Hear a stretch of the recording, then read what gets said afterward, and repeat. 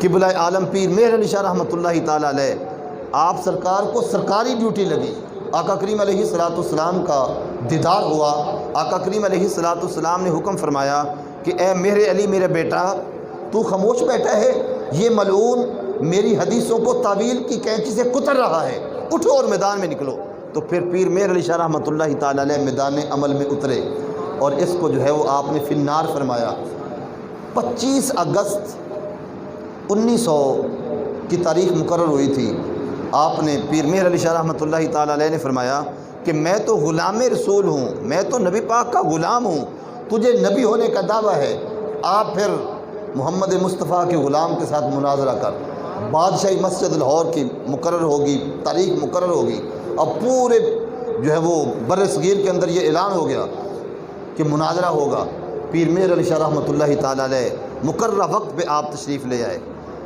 مسجد بھری ہوئی ہے، بلکہ ایسے سمجھے کہ پورا لاہور جو ہے وہ بھرا ہوا ہے کہ ایک حضور کا عاشق صادق جو ہے وہ آ رہا ہے۔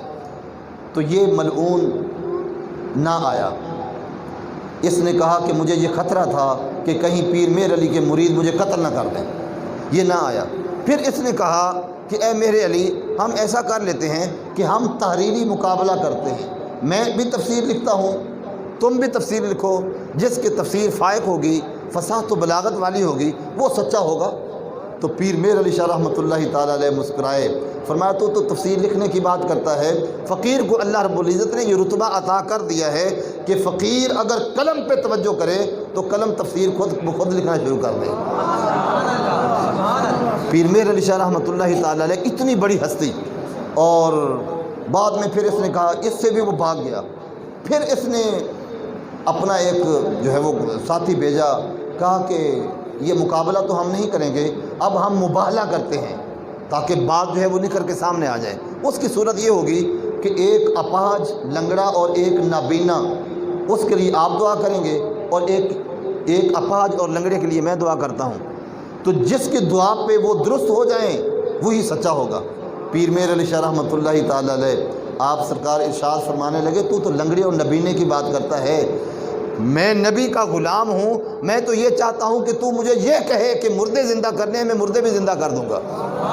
پیر مہر علی شاہ رحمۃ اللہ تعالیٰ علیہ سے بعد میں کسی نے کہا، حضرت اتنا بڑا آپ نے دعویٰ کر دیا؟ تو آپ سرکار فرمانے لگے، میں نے خود دعویٰ تھوڑا کیا ہے، اس وقت میری پشت پہ میرے حضور کا ہاتھ تھا، تو میں نے تو حضور صلی اللہ علیہ وآلہ وسلم کے حکم پر یہ دعویٰ کیا ہے۔ تو ہمارے بزرگوں نے اتنا بڑا جو ہے وہ کردار ادا کیا ہے، اور اس کے واصل جہنم ہونے تک ہمارے بزرگوں نے اس کا تعاقب کیا ہے۔ امیر ملت پیر جماعت علی شاہ رحمۃ اللہ تعالیٰ علیہ اس کے واصل جہنم ہونے سے ایک رات پہلے آپ نے ارشاد فرمانے لگے، فقیر نے کبھی کوئی پیش گوئی نہیں کی، فقیر نے کبھی ایسا اپنی زبان سے کوئی فخریہ جملہ کبھی نہیں بولا، لیکن مسلمانوں آج میں ایک پیش گوئی کرنے والا ہوں، تمہیں مبارک ہو، 24 گھنٹے کے اندر یہ خبیث واصل جہنم ہو جائے گا۔ رات 10 بجے آپ نے اعلان فرمایا، جس وقت صبح 10:10 ہوئے ہیں یہ واصل جہنم ہو گیا۔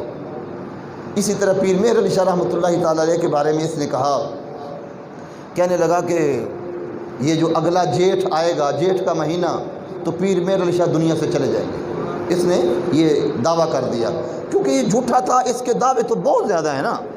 جو بھی دعویٰ اس نے، پہلا دعویٰ تو یہ مجدد سے لے کر نبوت تک جتنے اس نے وہ سارے جھوٹ بولے، پھر ہر بات میں یہ جھوٹ بولتا تھا۔ تو اس نے یہ پیش گوئی کی، کہنے لگا کہ اگلا جب جیٹھ آئے گا تو پیر مہر علی شاہ دنیا سے چلے جائیں گے۔ تو مریدوں نے پیر مہر علی شاہ رحمۃ اللہ تعالیٰ علیہ سے عرض کیا کہ حضرت یہ خبیث انگریز کا پالتو کتا ہے، اور ہو سکتا ہے کہ یہ کوئی اوباشوں کے ذریعے آپ پر حملہ کرا دے، اس وجہ سے حضرت آپ مہربانی فرمائیں، آپ کو اپنا حفاظتی انتظام کریں، کہیں ایسا نہ ہو یہ تو خبیث ہے، یہ تو شیطان ہے، ایسا کروا سکتا ہے اپنی بات کو جو ہے وہ سچ ثابت کرنے کے لیے۔